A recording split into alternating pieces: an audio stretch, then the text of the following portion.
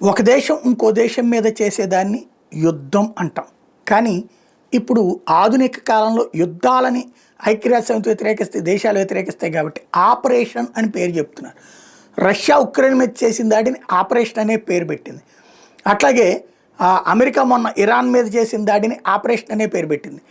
Iran మీద Israel చేసిన దాడికి ఒక ఆపరేషన్ అనే పేరు పెట్టింది. ఇజ్రాయెల్ మీద ఇరాన్ చేసిన దాడికి ఆపరేషన్ అనే పేరు పెట్టింది. పాకిస్తాన్ మీద మనం చేసిన దాడికి కూడా యుద్ధానికి కూడా ఆపరేషన్ సింధూర్ అనే పేరు పెట్టాం. అట్లాగే ఇప్పుడు ఏదైతే ఆపరేషన్ బ్లూమ్ అంటూ చేసుకొస్తుంది బెలూచ్ రెబల్స్ చేస్తున్నటువంటి దాడి పాకిస్తాన్కి చుక్కలు చూపెడుతుంది. మొన్ననే ఒక ఆపరేషన్ సింధూర్లో విలవిల్లాడిపోయింది. ఇప్పుడు ఆ సింధూర్ టైంలో బెలూచ్ రెబల్స్ అని పాకిస్తాన్ చెప్తుంది, బెలూచ్ ఫ్రీడమ్ ఫైటర్స్ అని వాళ్ళకి వాళ్ళు చెప్పుకుంటారు.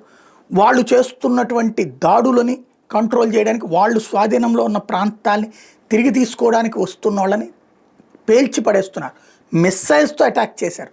మన తెహ్రీకి తాలిబాన్ పాకిస్తాన్ ఏదైతే గిల్గిట్ బల్టిస్తాన్ ప్రాంతంలో కావచ్చు, అక్కడ ఉన్నటువంటి ఖైబర్ పఖ్తూన్ఖ్వా ప్రాంతంలో కావచ్చు పాకిస్తాన్ సైన్యం మీద భారీ దాడులు చేశారు. ఇప్పుడు ఇక్కడ దాడులు జరుగుతున్నాయి.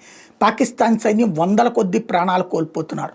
శవాలు తేలుతున్నాయి. శవాలు తీసుకెళ్ళడానికి కొత్త సైన్యం రావాల్సి వస్తుంది. నానా తిప్పలు పడుతోంది పాకిస్తాన్.